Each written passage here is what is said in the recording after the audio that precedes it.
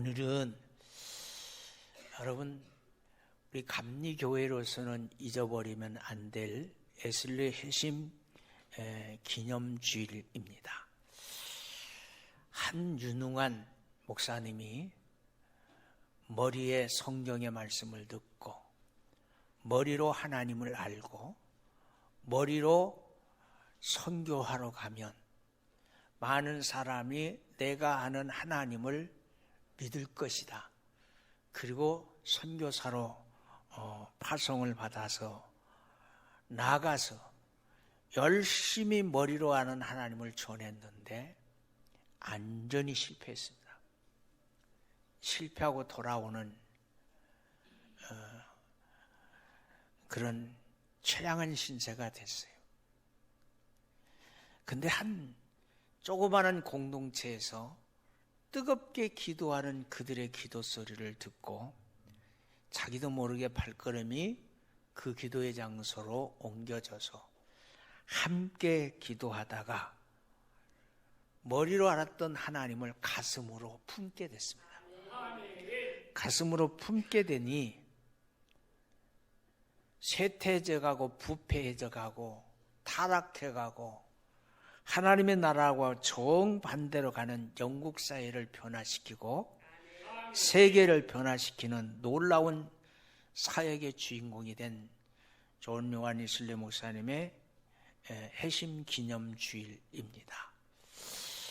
여러분 또한 그런가 하면 마가의 다락방에 120명의 문도들이 두려워서 문을 걸어 잠궈 놓고 예수님이 승천하시면서 약속하신 성령이 임하기를 소원했어요. 성령이 임하기를 소원하면서 열심히 기도했는데 어느 날 갑자기 어느 순간인가 성령이 각 개개인의 불의 혀같이 임합니다.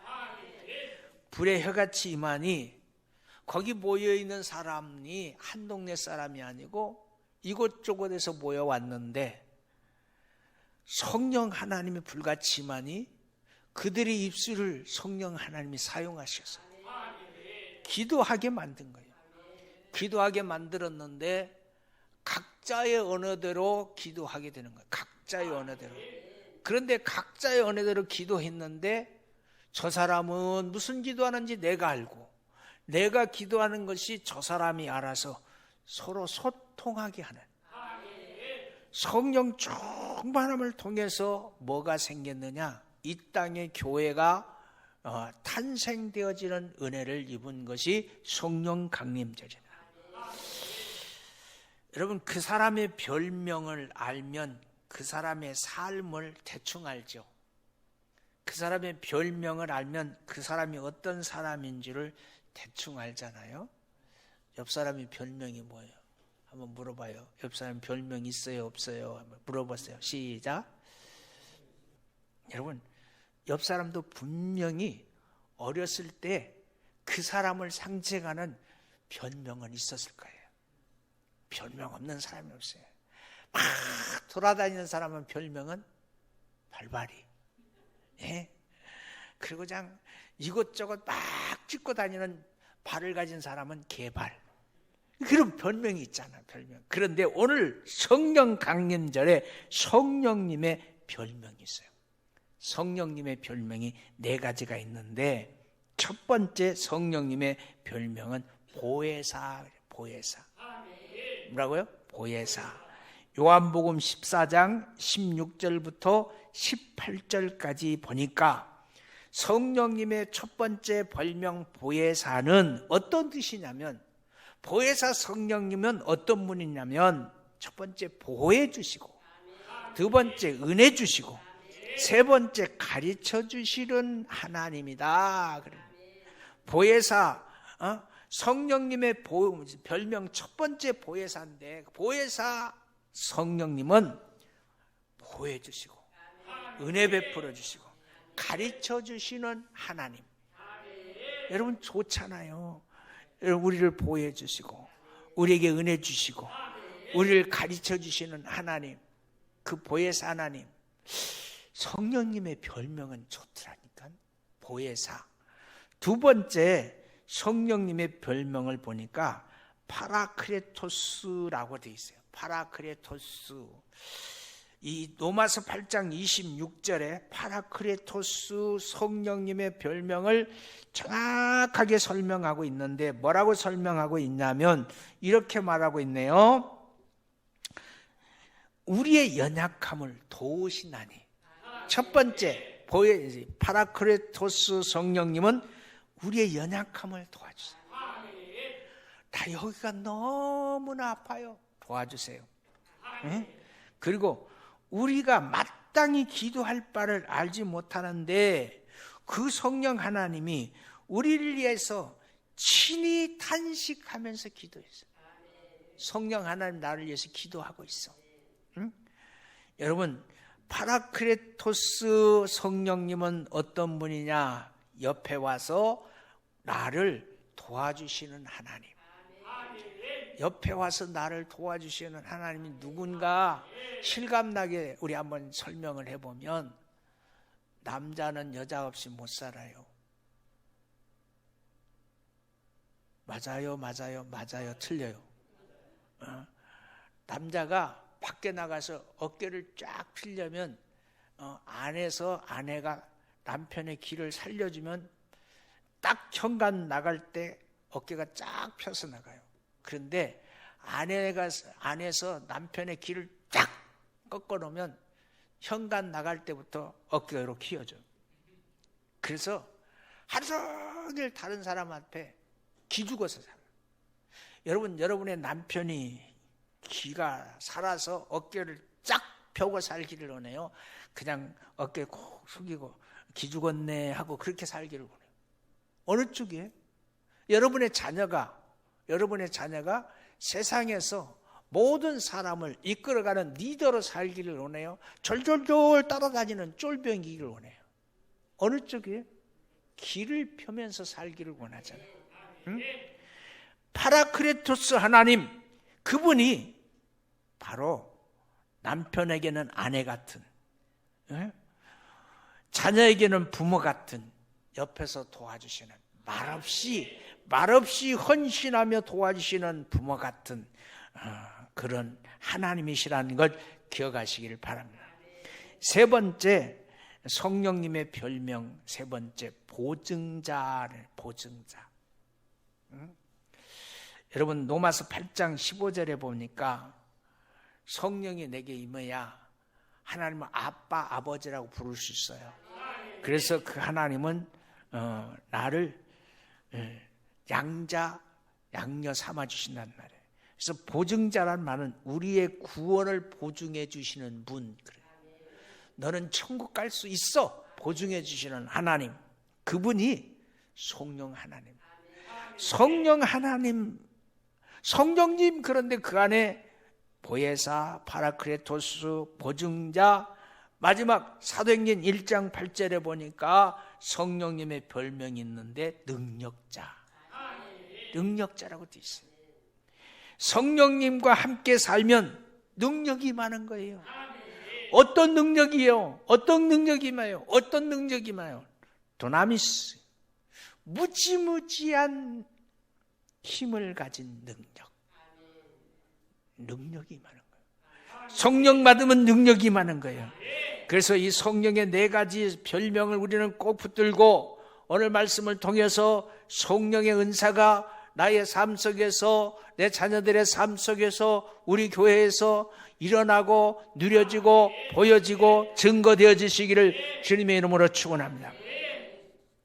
우리가 예수를 믿는다고 하지만 성령님이 어떤 분인지인가 깊이 생각을 잘 해보지 않아요.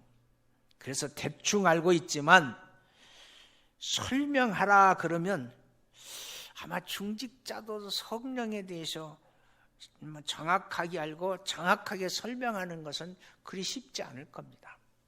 그래서 오늘 말씀을 통해서 성령님이 우리 여수 제1공동체에 어떤 역할을 하시는가, 또 어떤 은사를 행하시는 분인가를 살펴보면서 함께 은혜를 나누기를 원합니다.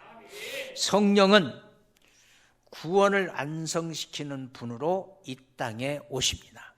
성령은 구원을 안성시키는 분으로 이 땅에 오십니다. 예레미야 선지자가 새 언약에 대해서 예언하면서 결국은 하나님의 언약을 지킴으로 구원받은 백성을 갈라내시는데, 그 언약의 표가 하나님의 말씀을 믿는 믿음으로 순종하는 자들이에요. 하나님을 믿는 믿음이 너무나 당연한 것이고, 또 그 하나님을 믿기에 그 하나님의 말씀에 순종하는 것이 바로 하나님의 백성이라는 증거일진데, 믿고 순종하는 것보다 두리둥실하게 믿고 사는 사람들이 훨씬 많은 거예요. 그래서 예수님께서 이렇게 말씀하세요. 주님의 탄식의 소리를 한번 들어보세요. 주님 뭐라고 탄식하시냐면 이렇게 탄식하셨어요. 나더러 주여 주여 하는 자들이 다 천국에 들어갈 것이 아니요, 하늘에 계신 내 아버지의 뜻대로 행하는 자라야 천국에 들어가게 될 것이다. 어찌 보면 굉장히 중요한 말씀이에요. 우리가 예수에 믿어요. 천국 가기 위함이죠. 그런데 주여 주여 부른다고 해서 천국 가는 게 아니고 하늘 아버지의 뜻대로 행하는 자여야 된단 말이에요. 그럼 하나님 아버지의 뜻이 뭐냐? 아버지의 뜻이 뭐냐? 아버지 뜻대로 사는 게 뭐예요? 말씀에 순종하는 거예요. 말씀대로 사는 거예요. 말씀에 내 삶의 이정표가 되는 거예요.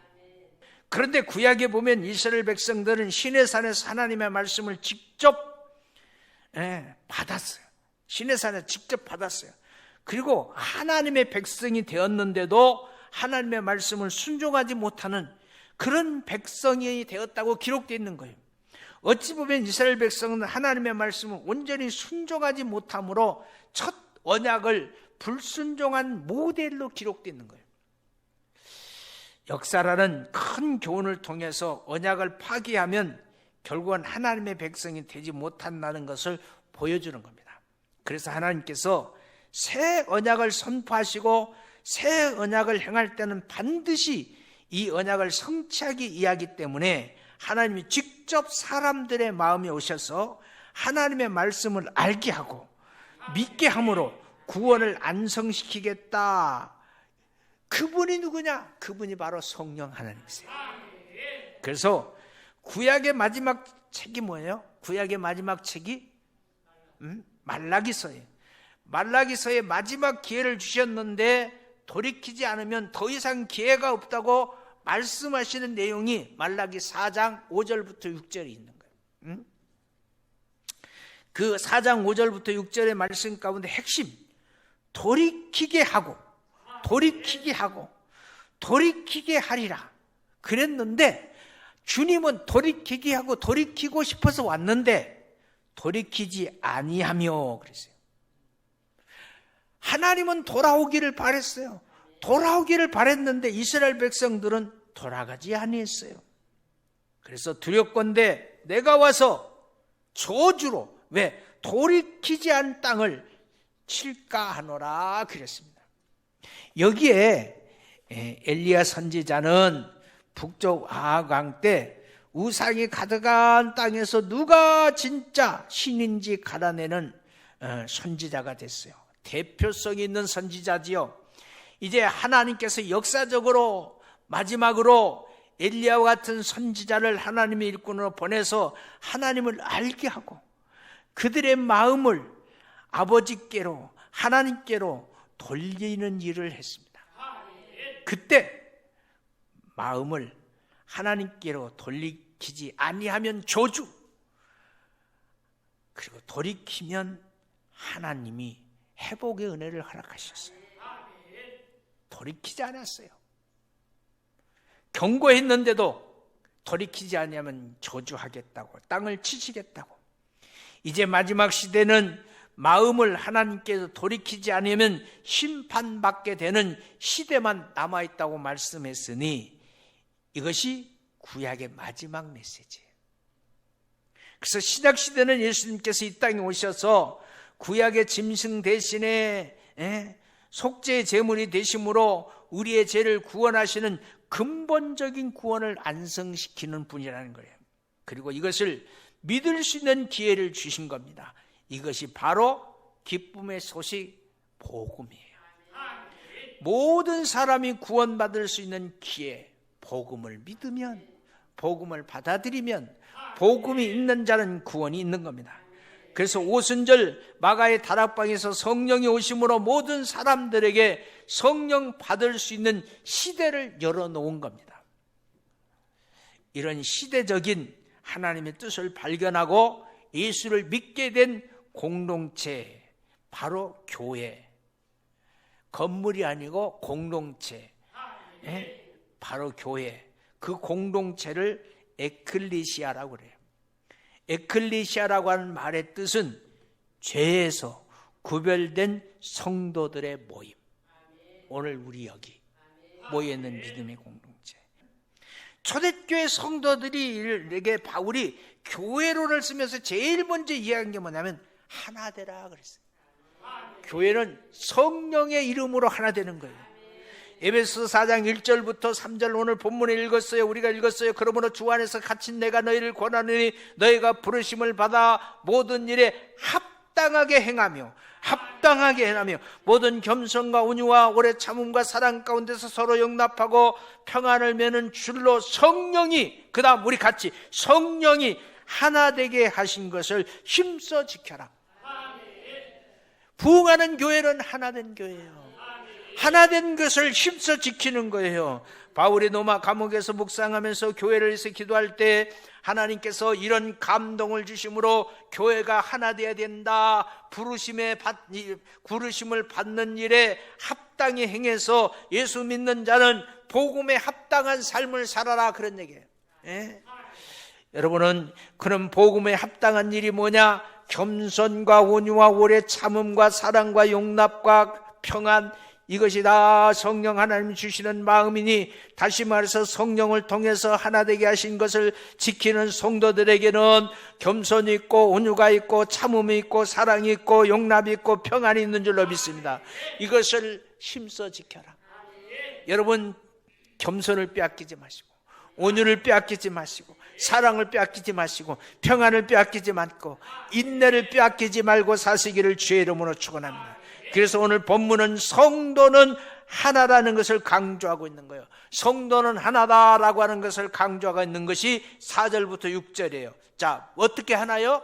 몸도 하나요 성령도 한 분이니 이와 같이 너희가 부르심을 한 소망 가운데 부르심을 받았으니 주도 한 분이요 믿음도 하나요 세례도 하나요 하나님도 한 분이시오 곧 만유의 아버지시라. 만유에 계시고 만유를 통일하시는 곧 만유 가운데 계시다.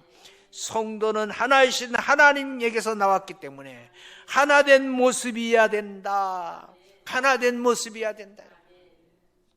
여러분, 붕어빵 기계가 만들어지면 붕어빵은 똑같이 모양이 하나예요. 붕어빵에서 잉어빵 나오는 거 안 나와요. 붕어빵은 하나예요. 우리 여수 제일감리교회 성령이라고 하는 것으로 하나 돼요. 하나. 예? 모든 성도가 강단부터 해중에 이르기까지 하나 되는 하나. 주의 성령으로 하나 되는 교회가 주님을 기쁘게 할 줄로 믿습니다. 예수님께서 십자가로 우리를 구원하시고 우리를 위해서 기도하신 것은 하나님이 예수님과 하나인 것처럼 저희들도 세상 속에서 주님과 하나 돼서 주님을 보여드리는 신앙생활을 하기를 원합니다. 우리가 주님과 하나 돼서 세상 속에서 주님을 보여드리는 것이 빛된 삶이에요. 그래서 여러분 모두는 어두움의 세상 가운데서 등대에 등대. 아니, 불을 밝혀서 저 말 아래 두는 사람이 없어요. 등불에 불을 밝히면 항상 등경 위에 둔다고 그랬어요. 그럼 우리 제일감리교회 성도들이 어디를 가든지 여러분이 지나간 자리에는 뭐가 있어야 돼요? 어둠이 물러가고 빛의 역사가 있어야 되는 겁니다. 그런 걸 잘 아셔야 되는 거예요. 그래서 바울은 성령이 하나 되게 하신 것을 힘써 지켜라. 아멘 합시다. 힘써 지켜야 되는 겁니다. 그래서 성도들이 교회 공동체에 필요한 것이 바로 뭐냐? 성령의 열매. 성령의 열매로 하나 되게 하는 거예요. 성령의 열매가 바로 교회를 하나 되게 하는, 교회의 공동체를 세우는 목적이라는 걸 기억하시기를 바랍니다. 성령의 열매를 잘 정리하고 표현한 게 어디가 있어요? 갈라디아서에 있어요. 갈라디아서를 한번 찾아보면 갈라디아서 5장 22절, 오늘 이 말씀 여기까지만 하고 마치겠어요. 요 갈라디아서 5장 22절의 열매로 하나 돼야 돼. 하나. 자, 오직 성령의 열매는 사랑으로 하나 돼야 돼요. 희락, 기쁨으로 하나 돼야 돼요. 화평, 하나님 주신 평안함으로 하나 돼야 돼요. 오래 참음, 인내요. 참아야 돼. 예? 옆 사람이 조금 나를 화나게 한다고, 옆 사람이 나를 화나게 하는 게 9이라면 화를 내는 것은 20이요. 그러면 어떻게 돼? 깨지는 거예요. 예? 자비. 자비라는 단어가 우리 기독교 용어인데, 자비하면 불교에서 무슨 베푸는 특허품 같은데, 아니요, 자비. 그 다음 뭐 양선, 선한 영향력을 끼치는 거예요. 그 다음에 충성. 여러분, 충성이라는 단어가 너무 중요한 거예요. 충성은 믿음의 보따리를 싸는 마지막 포장재. 이게 충성이에요.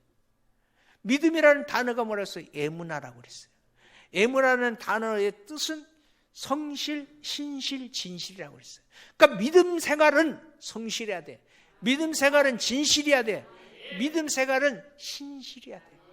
그런데 이 세 가지를 따로따로 띄워놓으면 언제나 흩어질 수 있어. 그런데 이 세 가지를 하나로 딱 묶은 보자기가 뭐냐면 그게 충성이에요.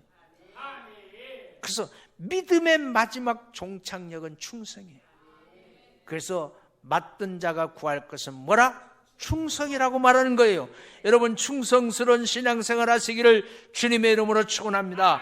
누구나 예수 믿는 사람들에게는 당연히 나타내야 될 열매가 있으니, 여러분 속에는 온유와 절제와 화평과 오래 참음과 자비와 양선과 충성의 성령의 열매가 주렁주렁 열려서 누가 여러분을 바라봐도 저 사람은 사랑의 사람, 저 사람은 화평의 사람, 저 사람은 자비의 사람, 저 사람은 충성의 사람, 저 사람은 온유의 사람, 저 사람은 절제의 사람이라고 인정받으면 주님의 몸된 교회는 흥할 줄로 믿습니다.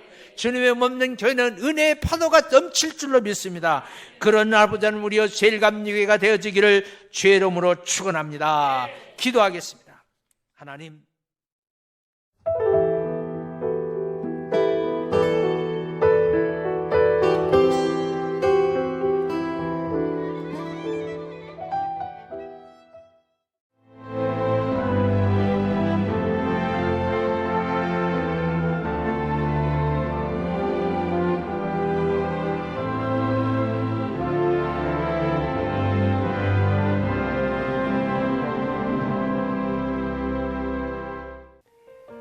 CBS를 사랑해 주시는 전남 지역 청취자 여러분, 안녕하십니까? CBS 재단 이사장 꿈의 교회 김학중 목사입니다.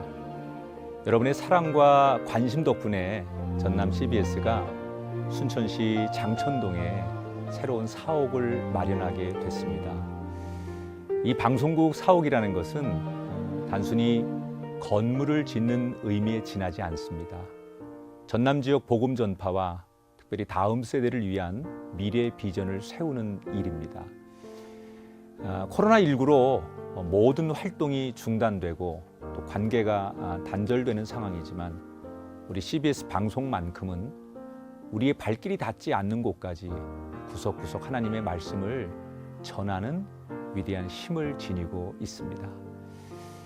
이 방송이 믿음의 반석 위에 굳건히 세워질 수 있도록 여러분들께서 벽돌 한 장 한 장씩 쌓아가는 마음으로 전남 CBS를 위해 후원해 주시고 기도해 주시기를 간곡히 부탁드립니다. 여러분의 이 작은 행함이 CBS를 통해서 교회 공동체를 회복하고 누군가의 믿음을 소생시켜 줄 굳게 믿습니다. 여러분 한 분 한 분을 축복합니다.